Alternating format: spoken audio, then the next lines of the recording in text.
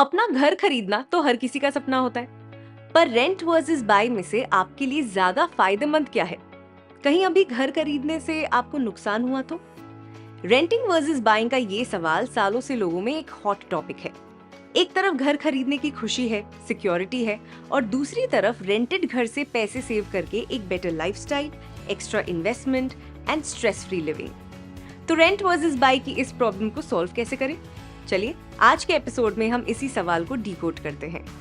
Hi, this is Pari and you watching the investing show by Bajaj broking, जहां हम हर हफ्ते discuss करेंगे इन्वेस्टमेंट की दुनिया से रिलेटेड प्रैक्टिकल आइडियाज और ऑप्शंस।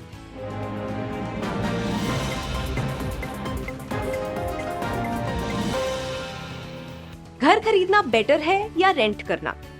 इस डिसीजन के साथ कई सारे इमोशंस जुड़े होते हैं। अपना घर होना एक हाई सोशल स्टेटस माना जाता है, सेल्फ कॉन्फिडेंस देता है, और आखिर अपने बच्चों के फ्यूचर के लिए भी तो अपना घर जरूरी है।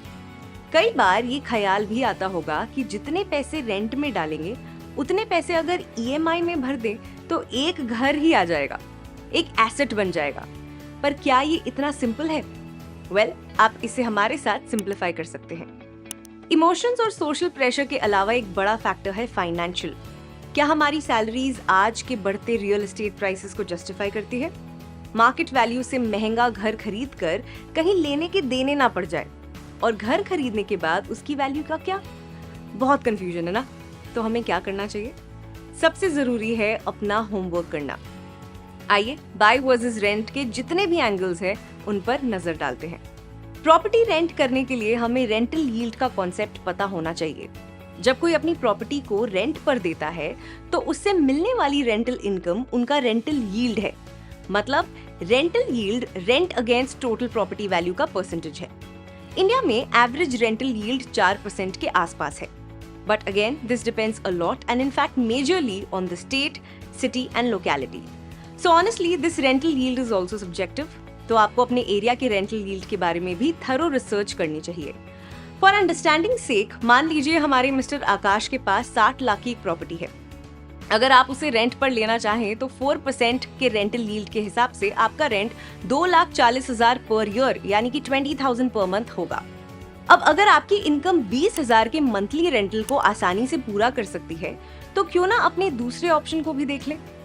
प्रॉपर्टी खरीदने के लिए हमारे मिस्टर आकाश के पास 2 ऑप्शंस हैं। पहले, पूरे 60 लाख का डाउन पेमेंट कर दे और घर अपने नाम कर ले।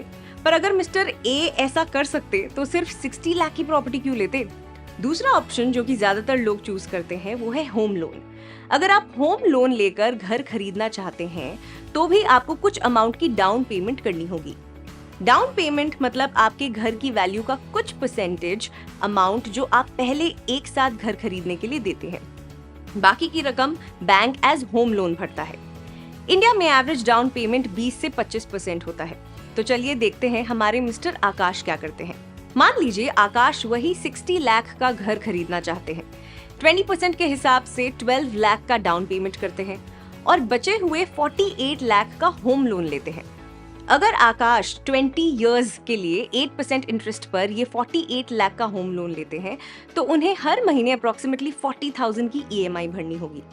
इसका मतलब सेम प्रॉपर्टी को रेंट करने के लिए हर महीने 20,000 रेंट देना होगा, या फिर उसी प्रॉपर्टी को खरीदने के लिए हर महीने 40,000 की ईएमआई भरनी होगी। तो क्या अभी घर खरीदना एक स्मार्ट डिसीजन होगा? इस डिसीजन को लेने से पहले कुछ प्रैक्टिकल एस्पेक्ट्स भी सोच लेने चाहिए। Property appreciation and depreciation. घर की फ्यूचर वैल्यू अप्रिशिएट होगी या डेप्रिशिएट, ये कई सारी चीजों पर डिपेंड करते हैं, जैसे कि comfort and ease of living, connectivity, closeness to social infrastructure जैसे कि स्कूल, हॉस्पिटल्स या एंटरटेनमेंट इंफ्रास्ट्रक्चर, आसपास का स्कोप ऑफ कमर्शियल डेवलपमेंट। अगर ये सारे एस्पेक्ट्स सही बैठते हैं तो फ्यूचर में प्रॉपर्टी की वैल्यू अप्रिशिएट होने के चांसेस हैं। ऐसे में अगर अपना घर खरीदना आपकी प्रायोरिटी है तो आप अभी ऐसे घर को खरीदना कंसिडर कर सकते हैं। But do not, this still doesn't guarantee any fixed appreciation.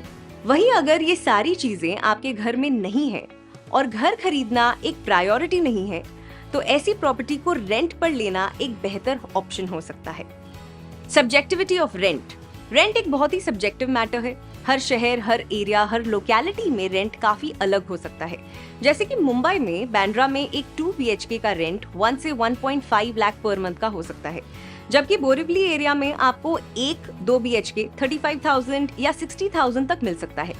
वही टियर 2, 3 एंड 4 सिटीज का रेंट काफी डिफर करता है as compare to metro cities, and accordingly आपकी बाइंग पावर भी डिफर कर सकती है depending on the state and cities. इसके अलावा घर खरीदते समय आपको कई सारे एडिशनल एक्सपेंसेस इनकर करने पड़ते हैं, जैसे कि stamp duty, transfer charges, maintenance etcetera etcetera, जो आपके घर खरीदने के सपने को और कॉस्टली बना सकते हैं। वहीं दूसरी ओर रेंटल घर में हर महीने लैंडलॉर्ड की चिक-चिक, 11 या 22 महीने में नया घर ढूंढने का टेंशन, और कभी भी लैंडलॉर्ड का घर खाली करने की डिमांड, कुछ एसोसिएटेड प्रॉब्लम्स हो सकती है। और फिर हर साल रेंट कुछ परसेंटेज से बढ़ता भी तो है। अब ये रेंट वर्सेस बाय का डिसीजन आपके हाथ में है। आप कौन सा ऑप्शन अफोर्ड कर सकते हो। अगर आपकी इनकम स्टेबल और अच्छी है तो घर खरीदने के लिए होम लोन लेना could be a better choice. इस घर को आप आगे रेंट आउट करने के हिसाब से भी ले सकते हो और खुद की फैमिली के लिए भी कंसिडर कर सकते हो। सो अपने पर्सनल गोल्स की clear understanding is very important while making this financial decision. पर अपने 20s में जब आपकी रिस्क एपेटाइट हाई है और आप जॉब चेंज या लोकेशन चेंज करने की फ्लेक्सिबिलिटी चाहते हो, तो लोन की रिस्पॉन्सिबिलिटी आपके डिसीजंस थोड़ा इम्पैक्ट कर सकता है। ऐसे में रेंटेड घर में रहकर हाई EMI और रेंट की डिफरेंस मनी को हम स्मार्टली इन्वेस्ट करके एक बेहतर इनकम जनरेट कर सकते हैं। एक इम्पॉर्टेंट टिप याद रखिए, अपने करियर की शुरुआत में ही अच्छे से प्लान करके इन्वेस्ट करें और सेव करें, तब अपना घर खरीदने का सपना will look more accessible to you. चाहे आपका गोल पेरेंट्स और स्पाउस को खुश करना हो या अपने बच्चों का फ्यूचर सिक्योर करना हो, सबसे वाइज डिसीजन होगा आज के फाइनेंसेस को अच्छे से प्लान करके डाउन पेमेंट के लिए एक अच्छी साइजेबल रकम जमा करना। ध्यान रखें, डाउन पेमेंट करने के बाद भी आपकी इनकम EMI पे करने और आने वाले सालों की आपकी पर्सनल जरूरतों को पूरा करने के लिए स्टेबल होनी चाहिए। At the end of the day it's a personal choice. आप खुद थ्रू आउट रेंट पर रहना भी चूज कर सकते हो, but make sure you well aware of all the options that are available for you, ताकि आप एक स्मार्ट चॉइस बना पाएं अपने और अपने परिवार के लिए। अगर आपको हमारी आज की ये वीडियो पसंद आई तो मेक श्योर कि आप इसे अपनी फैमिली और फ्रेंड्स के साथ शेयर जरूर करें, and do not forget to subscribe to our channel. मैं मिलूंगी आपसे द इन्वेस्टिंग शो के नेक्स्ट एपिसोड में। तब तक take care and happy investing. Investments in the securities market are subject to market risk. Read all related documents carefully before investing.